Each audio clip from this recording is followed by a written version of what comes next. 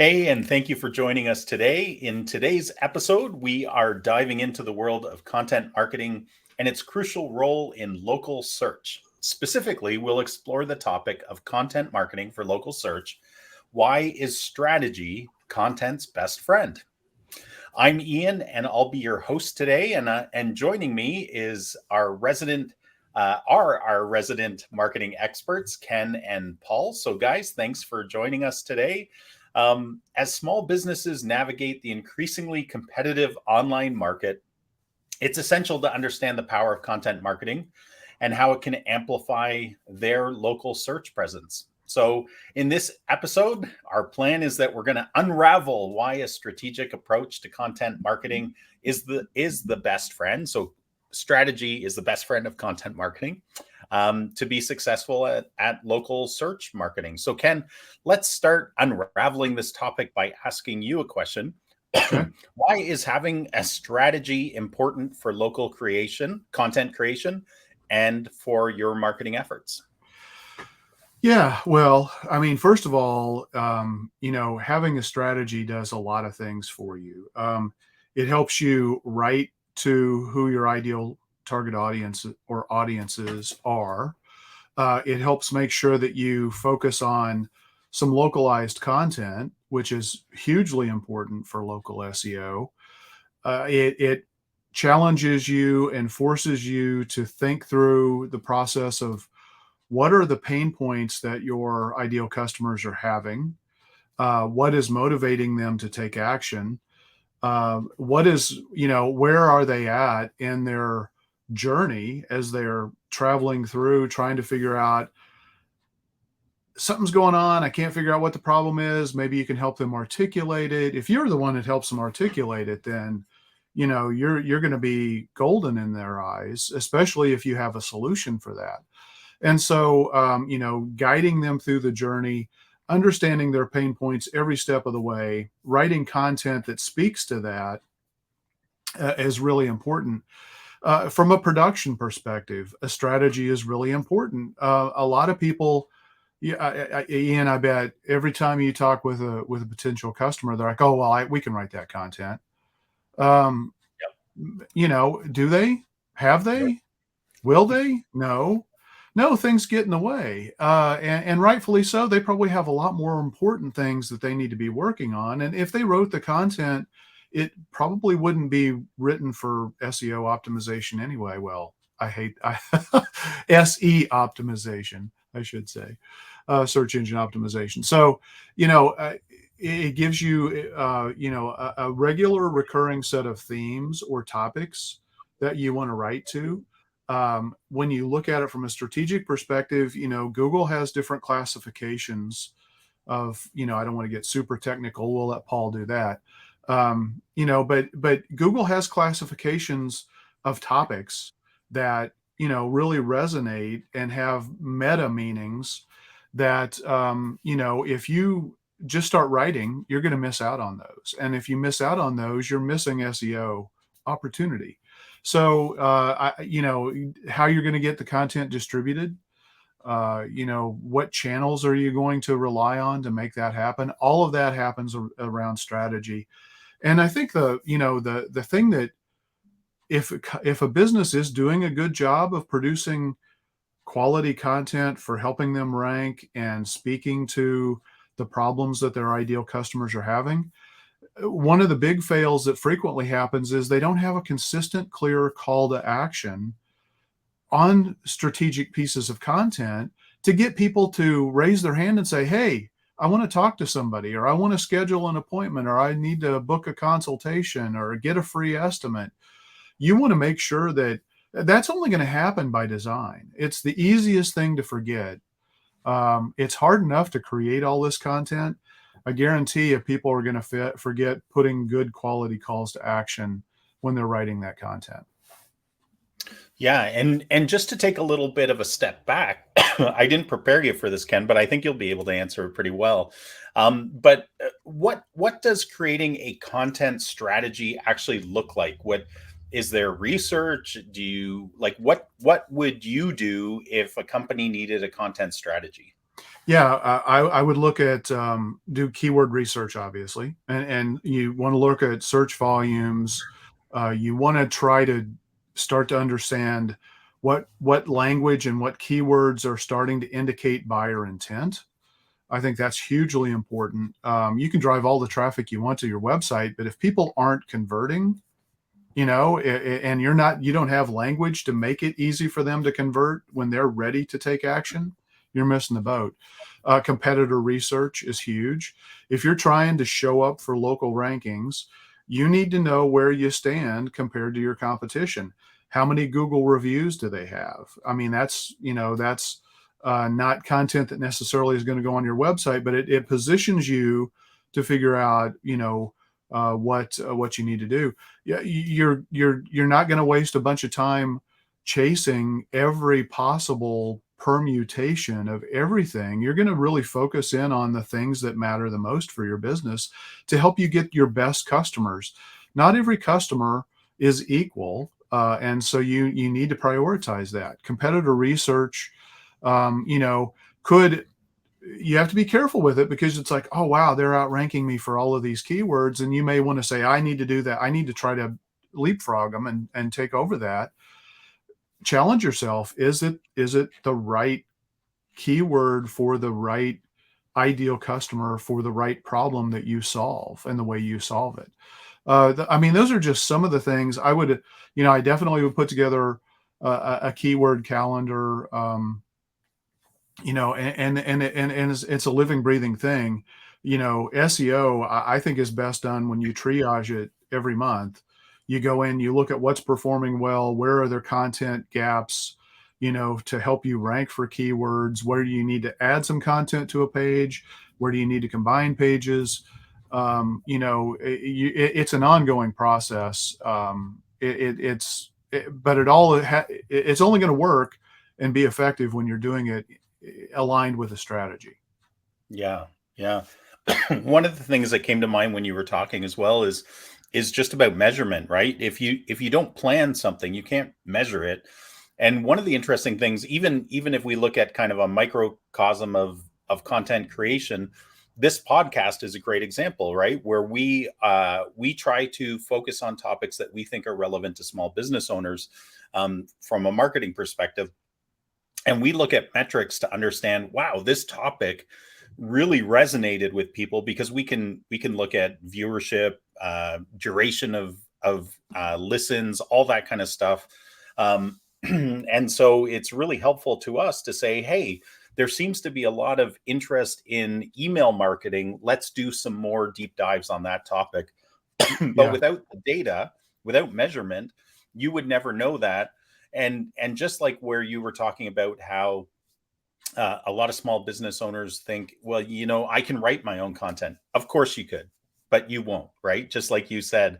And and even if you did, part of what we see is that even when we're doing a marketing strategy or a content strategy for clients, they have ideas that they want to impose or put into the plan as well, and those are great. But the interesting conversation that we always have with clients is this about you or is this about the client or your ideal audience, right? Because we as Right. business owners always have some interesting thoughts we'd like to share with the world. But if the audience, if your ideal customers don't care about that, you're really only doing it for yourself. And sure, there's value in that. It might make you feel better, but Yeah. your content plan should not be based on feelings. It should be based on data and who you're trying to attract. Well, unfortunately, I mean, this is a little bit off topic, but it's relevant, and I think that unfortunately, way too many times the marketing things that people choose to do are often driven by vanity instead of Yep. what is the best thing to do. And I know it's not a popular thing to say, but it's not about you, it's about your customer. Yep. Yep. Awesome.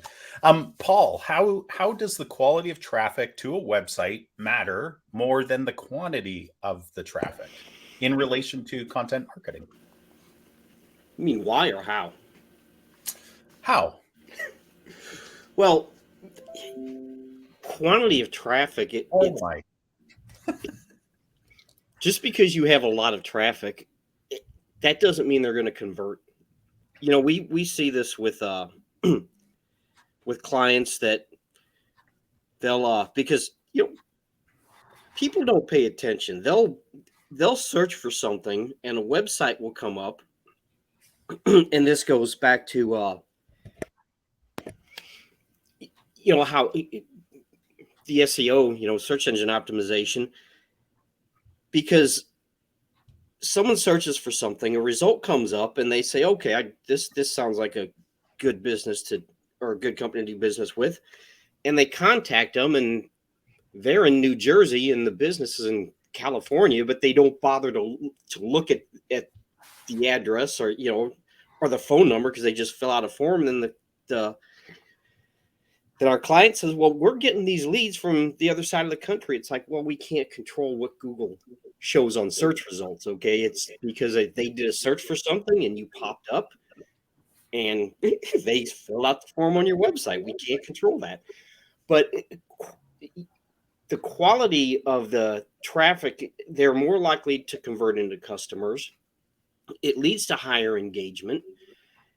And just because you get a lot of traffic, and that's one of those metrics that it's like bounce rate. If you don't look at it in context, it doesn't mean anything, because you get a lot of traffic. But if it's just someone searching, and this also goes back to the content plan, that you have to have content for different stages of the buyer journey.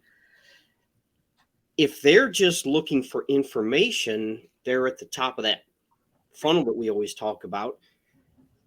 Maybe they'll convert at some point, but if they're in the informational stage of their journey, so to speak, you have to have content that guides them through that journey. And that kind of goes back to what Ken says about having a content plan. You can't just throw stuff out there.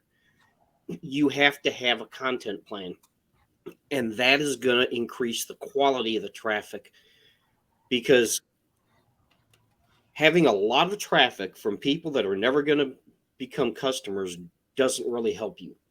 You have to have content that is focused on your potential clients so that you engage with them, so they engage with you. And that's what's going to lead to conversions. Just having a lot of traffic doesn't really mean anything. I don't know if that's exactly what you were looking for, but No, it's great. One of the detours I think I want to take us and our listeners down on right now is, you alluded to this, Paul, but when we look at creating content plans for clients, we look at the marketing hourglass. And so that's a framework that Duct Tape Marketing uses. But it's really powerful because it breaks down each phase or each stage of what a buyer needs to go through, as far as, do they know you, like you, trust you, try you in order to buy from you, and then repeat and refer, right? So each of those stages or phases requires certain content in order to inform, guide, and engage and promote that person in their thinking to the next stage. And so I just thought it would be helpful to open that up a little bit. And if you guys have some thoughts or want to expand on that idea a little bit, I think that's a really good spot for it in this discussion.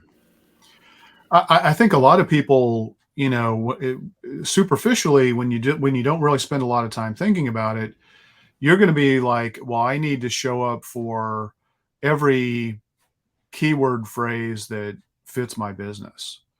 And some of those are converting and some of them aren't.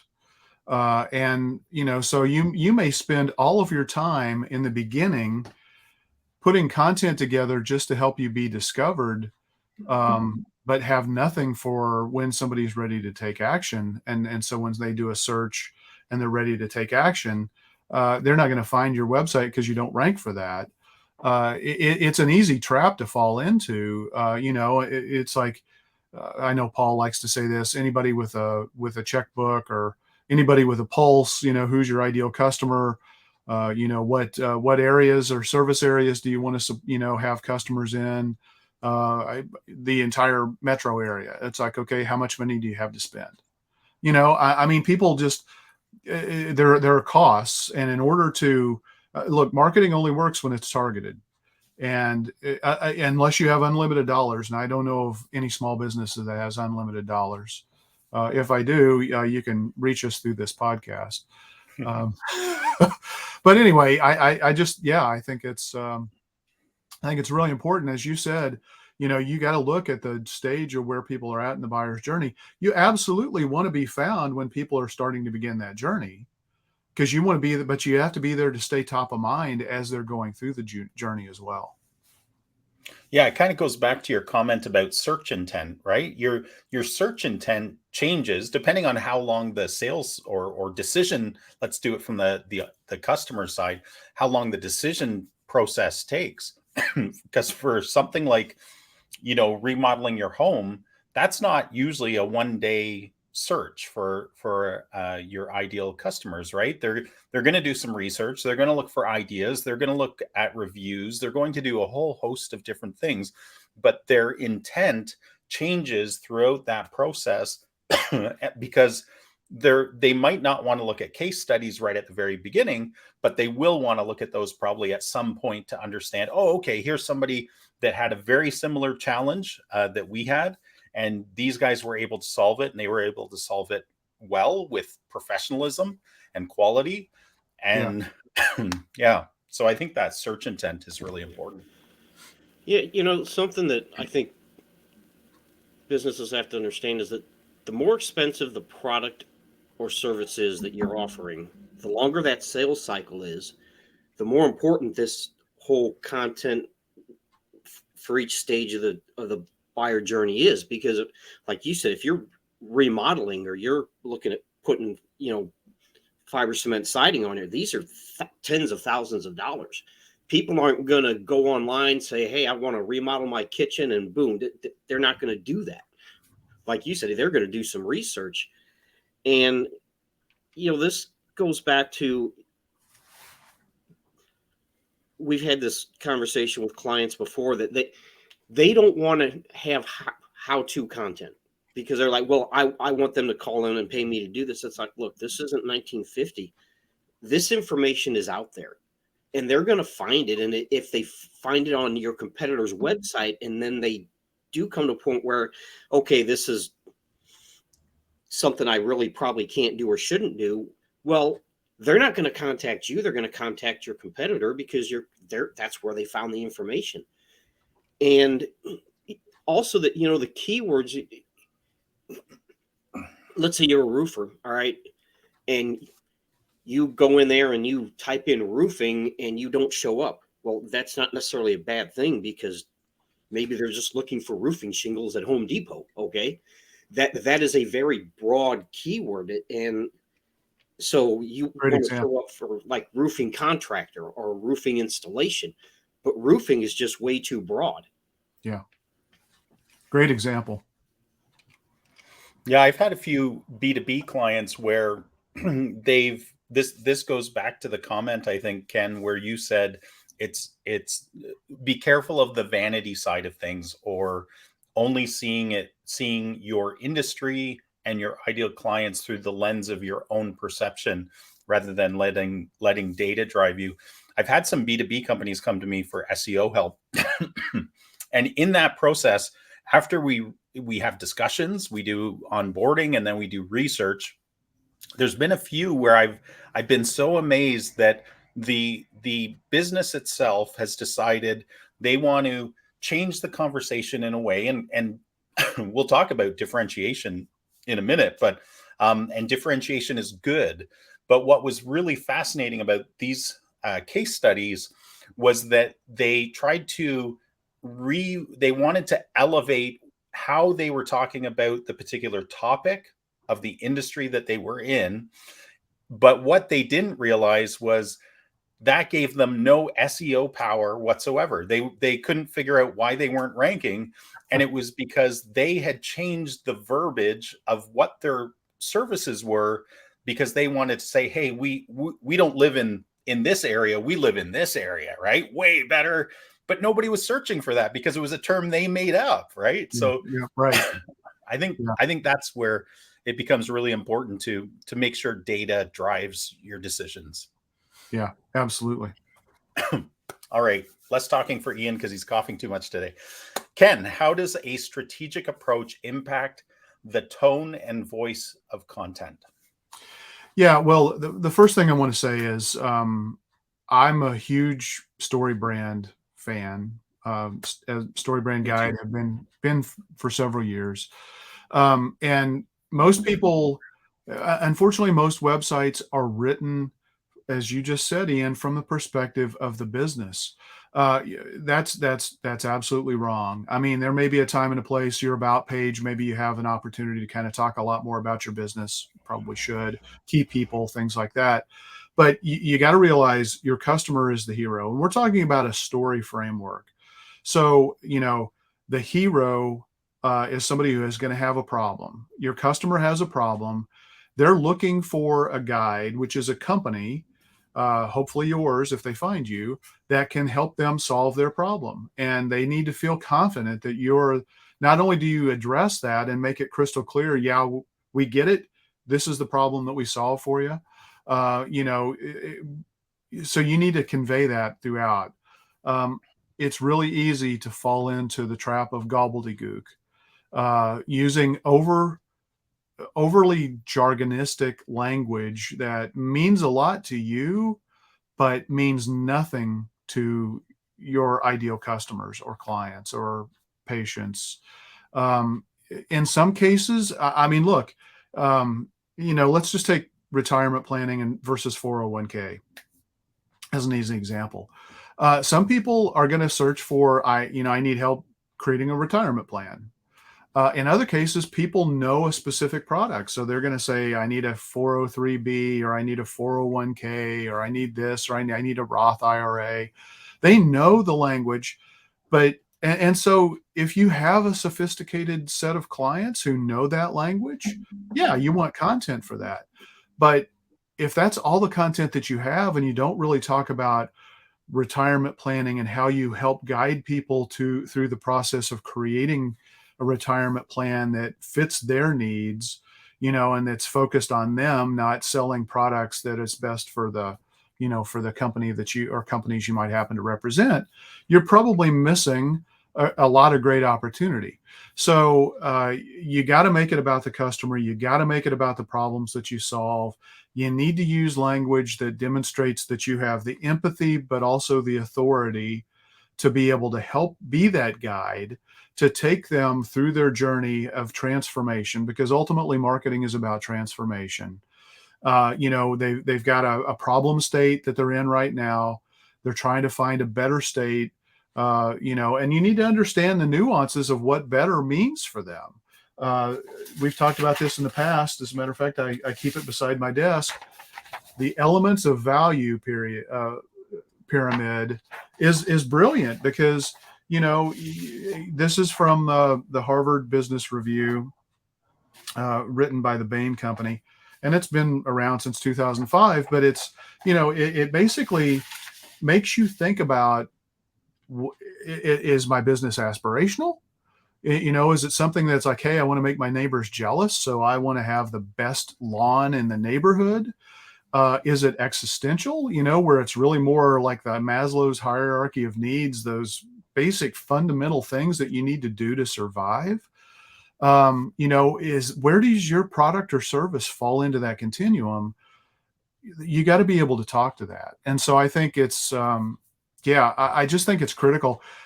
If you haven't done strategy, you're not going to be able to answer those questions very well and create the right content that's going to speak to the right audience, that's going to get the right traffic on your website, to convert and become paying customers. And ultimately, I think anybody who has a website, they probably have the website because they want customers.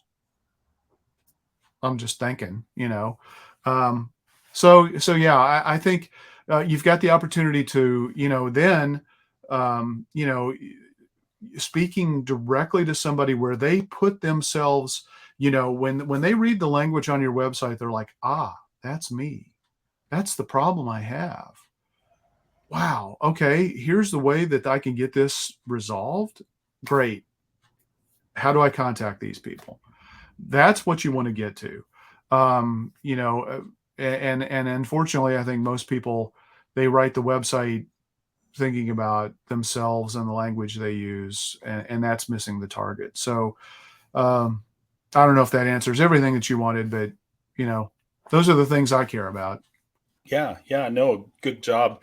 One of the things also I think it's worth mentioning to our viewers, listeners, is that the content plans we're talking about and the audiences you have and the content you create for them is equally as relevant for hiring personnel and career stuff, right? As it is for attracting, engaging, and converting customers. If you want to create a steady stream of great people coming to your business looking to work with you, you have to have a plan, a content plan.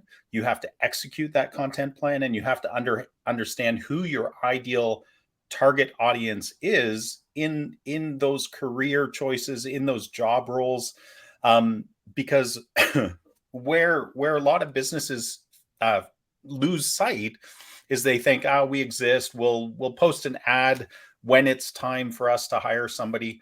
But man, like if you want to attract the best of the best, you need to position yourself just like you do with the rest of your content in order to attract, engage, and convert great personnel. Well, and not only for personnel, but strategic partners.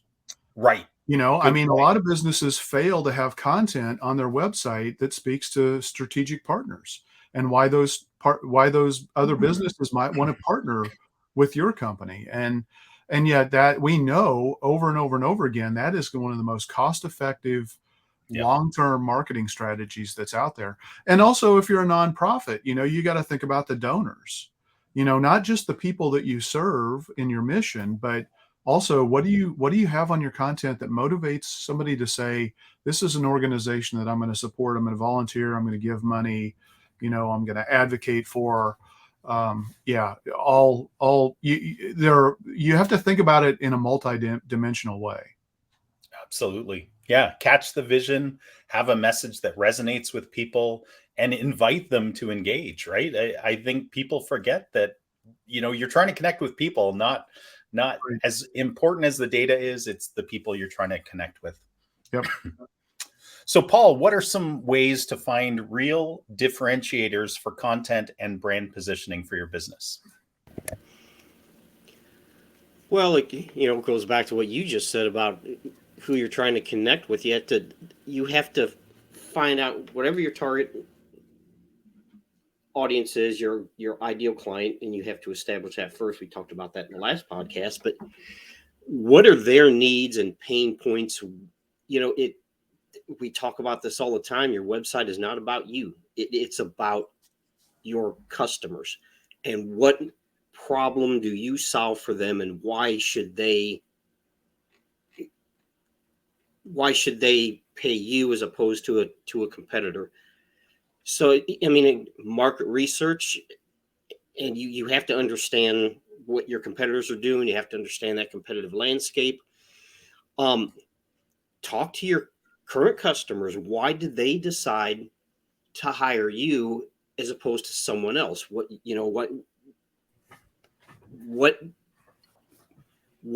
made them make that decision? And what are your brand's core values? What do you offer that your competitors don't? And this goes back, we offer great customer service. Yeah, okay. Who's going to say we offer horrible customer service? Hey, hire us. Everybody's going to say that, but do you have reviews that prove that?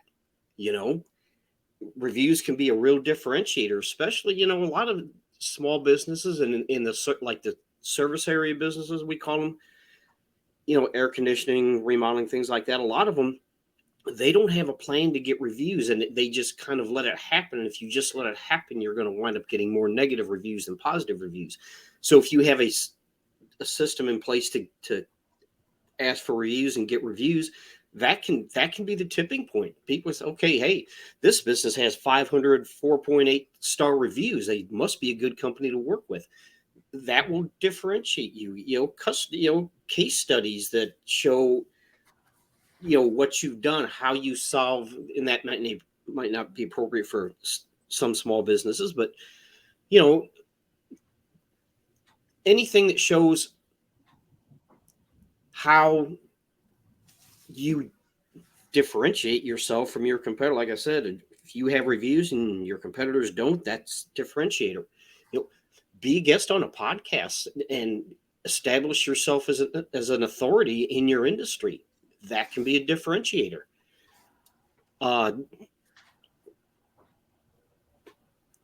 Get involved with your local chamber. If your competitors aren't, a lot of times you see this, a lot of small businesses, they aren't members of their local chamber. And that can help you getting a link back to your website from a local chamber. And we don't think about, these are just little things, but all these little things add up. Yeah. When we're doing what we call a total online presence audit or a strategy first blueprint, where we're developing the strategy for a client, one of the things we do is and this is always eye-opening for our clients, and you can do this in your office as well, for our listeners, is act as if you're just a prospective customer, right? Pull up your website. That can be hard to do, though, because you have to get outside yourself, I mean, seriously. I know, but if you do this, I think this helps. So pull up your own website, pull up your 3 top competitors' websites side by side, if you're able, and look at even just above the fold, right? Whatever shows up when you first land on the page or on the home pages, what is the core difference between all of those? And just list them out. And chances are you will see no core difference. We see this all the time when we do these audits, is that most businesses, so imagine a dentist, most dentists say the exact same thing. There's minor nuances, there's difference in photos, but if you're a prospective patient, everything looks the same, sounds the same. So what choice do they have, or what are they basing their choice on to select dentist A versus dentist C? And the same is true for roofers and plumbers, and like every single business. Just do this simple exercise to understand what the problem is, and that will help you understand the need for differentiation. Because if you're all vanilla, how on earth are you equipping prospective customers to choose you over the competition? Yeah, and hopefully it's clear to where if you look at it for 5 seconds, you know exactly what the business is all about, the problem that they solve. That's right. Donald Miller calls it the grunt test, right? You shared that with us before. And can you just grunt out what this business is about within 5 seconds? Those are 2 great exercises. Yeah. So Ken, how can stories be used to differentiate content and create a stronger brand voice? Yeah. So I talked a little bit about story in my last question that I answered. So again, I think on the homepage, the story has got to be about your customer. Marketing is about transformation. So you want to have stories of transformation. You want to have content on your website that helps people visualize, here's the problem I've had. Okay, great. They had this customer, they had this problem. They came in, they did this, that, the other, and now here's the experience that they have. And if you can write this up, like, we work with painters or, home remodelers, if you can describe the problem that somebody had, why did they want to have their house painted? What was motivating them to make that decision? Why did they decide to work with your business? How did you and your process and your team and your experience guide them to get them to the outcome that they wanted, which was, a transformed living space, the more that you can describe that, and then you talk about, and by the way, we did this for your neighbor, in the same suburb or the same city that you live in. that resonates, and people are transported. They enter into your story that you're putting together. So, if you're a pharmaceutical company, you need to take people through that journey, through case studies. Okay, here's the client situation I'm dealing with. I'm trying to find a way to solve or help these patients that I'm working with. How is your drug, in this case, or treatment, going to help me get my patients to that end goal that they want? If you can get somebody to buy into that, and so it's going to be a little bit different type of content depending on the industry that you're in. Project based descriptions of before and after projects, for home remodelers, painters, roofers, whatever, that works great. If you're in a technical environment, a case study is probably typically more effective for people who are wanting to see the data that supports it. We talked, I think, last week about the origin story of a business. How did the business get started? What's the story of the founder? Those are important key people in the business, highlighting their stories. Why do they have a passion to do what they do and help solve the problems that they do for their customers? All of those are really important to do, because again, marketing is about transformation, and story is the way that we've communicated for thousands and thousands and thousands of years. So the more that you can take people on that journey and get them to buy in and say, yeah, okay, this is me, or I get this situation, and they follow it through, it's going to communicate and it's going to stick. That's the important thing, is it's going to stick. And if it sticks, if they have to go off because they get a phone call, they have to go pick up their kid wherever, when they come back and they resume their journey of making a decision to make a purchase, stickiness is important. And so they're going to, anything that you can do to help remind people of who you are and the fact that you exist and that you can solve their problem, is going to get you ahead of your competition 9 times out of 10. That's great. And Paul, this is a follow-up question where we're going to dig into this idea a little bit more, but how can businesses come up with these great stories for their content? Ken touched on a few ideas, but let's dig deeper into this. We had talk to your customers, and talked about this before. Ask them why did they choose you over a competitor. Talk to your employees, because they're the ones that are interacting with customers, and they probably have ideas about why people interact with you or why people choose to do business with you. And I talked about reviews, but encourage your customers to give you referrals and testimonials, because if we talked about this in the past, that a lot of people, they're willing to give referrals or reviews or testimonials, but people are busy. You have to ask them, and you have to have a system in place to do that. And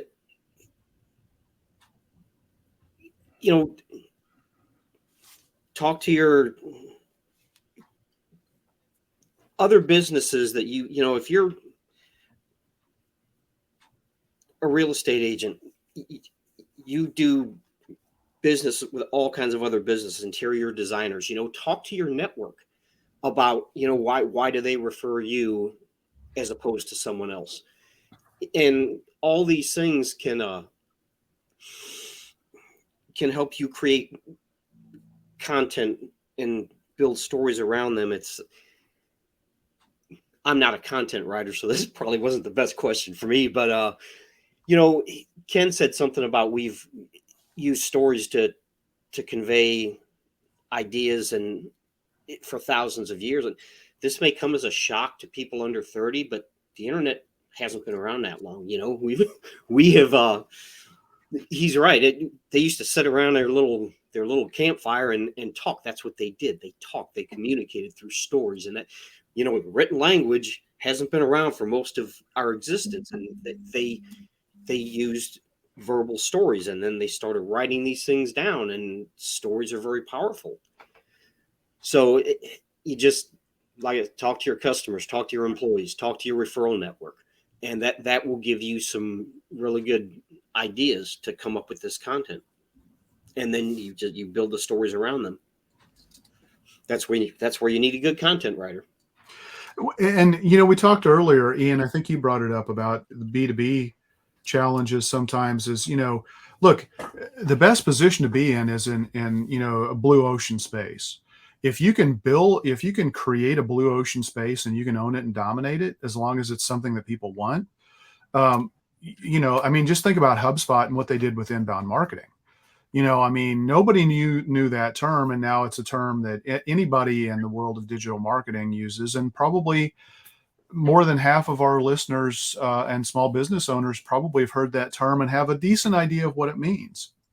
And what does blue ocean mean, Ken? Just define that for some of our listeners. So blue ocean just means that you're in a space where there's not competition, and it's wide open, and you have the opportunity because you're the only player in that space, or the most significant player in that space. You typically, it's something that you may have to define and own, but it creates a lot of challenges as well, but it can be incredibly lucrative. It requires a lot of content, because what you mentioned before, you may have this vision, you may have this solution that answers a problem that nobody is thinking about, but it's a very real problem. You're going to have to create a lot of content to help get people there. They're not just going to go there. They have to understand. It's like, oh my God, that's my problem. That's why I haven't been able to get over this hurdle or, deal with this situation. When you can get people to the point where they get that, and you're the only competitor in the space, you're gonna rank well, but you're not gonna get a lot of traffic because nobody knows to search for it or think about it. So yeah, I think it's not for every business. Not every business needs to be a trailblazer. As a matter of fact, most businesses shouldn't be a trailblazer. You just need to be crystal clear in how you solve the problem for the most important customers that you want to do business with. Yeah, and if you want to go down that path, keep in mind that, like Ken, you said, you're going to have to develop a lot of content, because people can't search for something they don't know exists. Yeah. So But what's interesting, when you look at the search behaviors of what's going on, I forget the numbers, but there are literally thousands, maybe even millions of new searches every month that have never been searched before. Oh yeah, I forget the statistic too, but Google came out a while back with there's how many thousands of new, and it's incredible when you think about it. And I don't know how they define it, but how many thousands of searches every day, right, that have never been done. Brand new searches, brand new search terms. Yeah, one of the thoughts that occurred to me too while you guys were talking was when we talk about stories and we talk about things like case studies or transformation, where we're trying to show transformation in where someone was at and what you as a business can do for them, don't forget to include feelings in that, because how long does it take to make a decision? The actual decision is a nanosecond, right? Once you've provided all of the information you need in order to make the decision, and oftentimes we procrastinate as people, but truthfully, when we're motivated, we make that decision fast. And so we want to help people understand, look, this is where, customer A was. This was the feelings they had, because even examples as technical as, companies that come to us that need help with their SEO because they're not ranking well enough. Yeah. Yes, there's a very tangible side to that where they know it will help their business. So they want the tangible results. But truthfully, most of the time, the person calling us is calling because they feel like they are not successful because their competitors, who they know they're better than in their own minds, are out competing them in search engine results. And they think that's a travesty to the people that they could serve, right? So sometimes it's as simple as, yes, you need to provide the data that's going to help their logical mind make the decision, but oftentimes it's the transformation of feelings that can really help move people, because we want people to, think about, I'm going to use dentists as an example again. Think about the internal dialogue that people have when they have bad teeth, right? And then think of the internal dialogue when they have good teeth. And it's transformational in the feelings that they're able to feel about themselves. So is there something highly technical like a dental implant procedure? Absolutely. Do you want to be perceived as the expert if you're the dentist? Absolutely. But it's the transformation of the feeling, having greater ability to be themselves out in public, that is truly what they're after. They're not after, the perfect dental implant, although they want it to look good. They want to feel great about themselves. Yeah. Great point. I'm glad you brought that up, Ian. I had completely overlooked that when I was talking about, problems. I love StoryBrand again because it breaks it down really easily. There are external, internal, and philosophical problems. Right.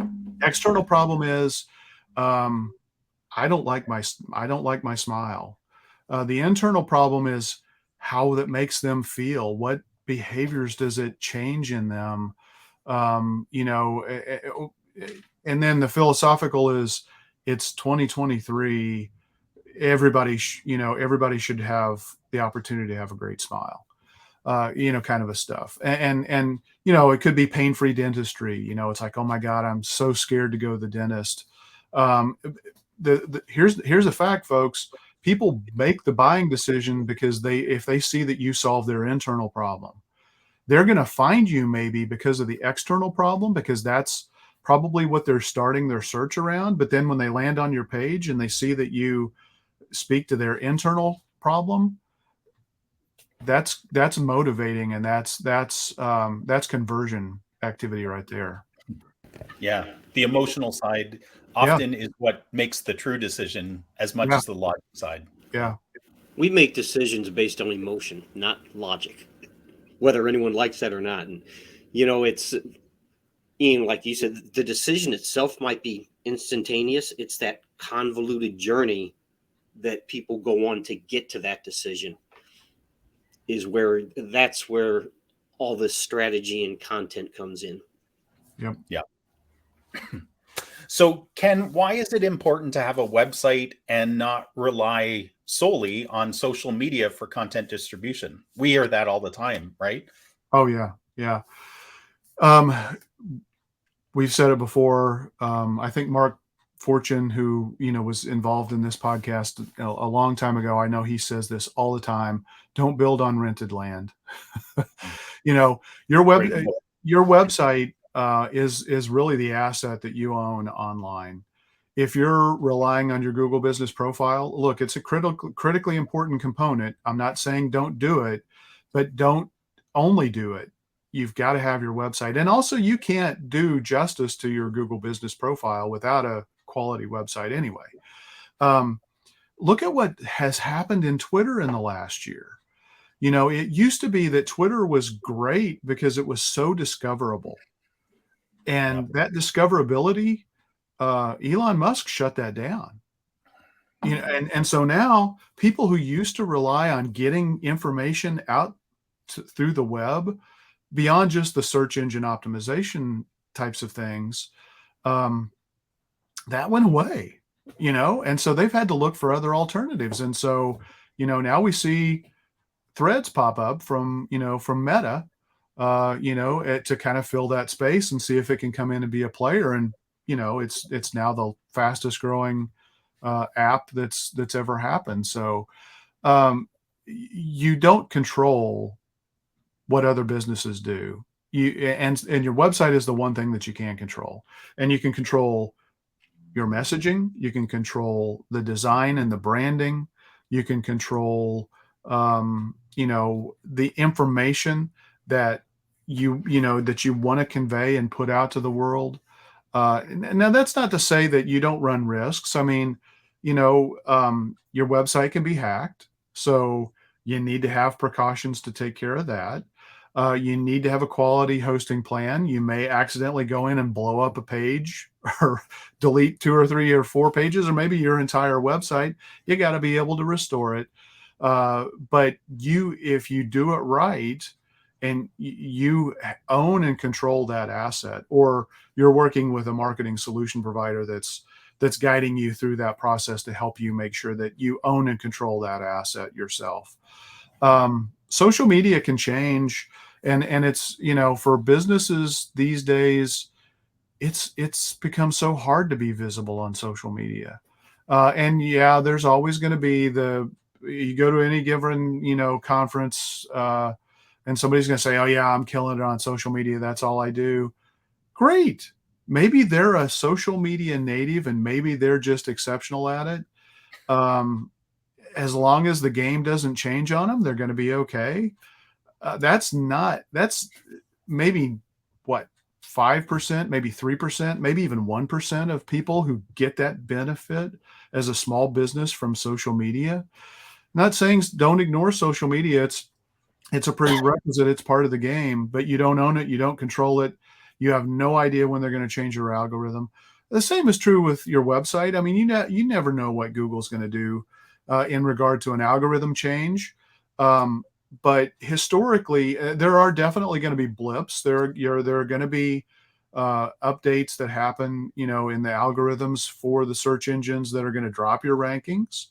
But if you're doing the right things with the way you run and control your website, the content that you have, the writing it for humans, speaking to humans, focusing on user experience, all of the EEAT stuff that we've talked about in the past, that blip is going to right itself sooner rather than later. Unfortunately, there may be a dip.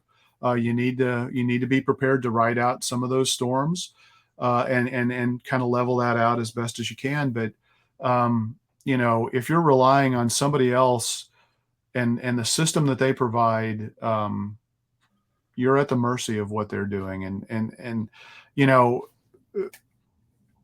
we've talked about it again. I think a lot of people, they tend to want to go as cheap as they can for a website because there's a lot of cheap options out there. And it's like, I would just challenge everybody who is watching or listening this. If you have a place of business that you expect people to go to, are you going to be cheap and chintzy with that? Or are you going to have it be the representation of the business that you really truly want to have, and you make the investment? You may not like the fact that you have to spend that much money on rent and decor and facilities and all that kind of stuff, but you want it to represent your business in the best possible way, right? Well, why the hell wouldn't you want to do that same thing with your website? And why wouldn't you want to make that same level of investment with your website and all of the things that your website can bring in terms of findability and conversion factors? You don't own or control conversion on any of these other platforms. You are absolutely at the mercy of what happens there. The conversions happen on your website. Yeah, your anecdote about people sharing anecdotal stories about how they're killing it in this or that. My comment to prospects or clients or whoever it is who's hearing this: probe, ask questions, ask for data, because I can't tell you the number of times that I've recommended that to people, to go back to the person that they've talked to. Hey, I'm killing it on this platform. I've got this many views on YouTube. I've got this many followers. How much sales have they gotten from that? The answer is almost always zero or like negligible. And here's just a quick story. A business that I was close to, a friend, they decided to do this really cool, innovative video on YouTube. They were at the like they just felt so good about this because they were getting excuse me, thousands of views on that video. And but they're a business. And so I asked them, like, how many customers have you actually gotten from this video? And they said, well, none. I'm like that totally is what you were talking about earlier, Ken, where it's a vanity excuse me, a vanity metric. And the data is what should be driving the decisions. So if somebody says they're killing it, they're knocking it out of the park, ask them for some real data, like how many customers or how many true leads, qualified leads have you gotten? Because quite frankly, on social media, most of the metrics, and we've talked about this before, most of the metrics are vanity metrics.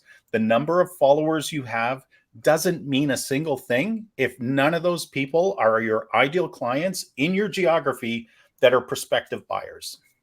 It's the other thing I would say is, also challenge them to see if you can replicate their process, because some people may just be really good at connecting with people on social media, and they may just be really natural to where people are like, oh yeah, that's really cool, I'm going to share that to my friends and family on whatever platform I'm on as well. Is that something that you can do? I mean, do you have that personality? Do you have that network that you've already built? Can you even build that kind of a network? Are you inclined to make that kind of content and do it yourself? The answer is almost always no. I mean, there will always be a handful of people who can leverage a platform and it is their primary source of business. More power to them, but it's not scalable or replicable for most small businesses out there. Yeah.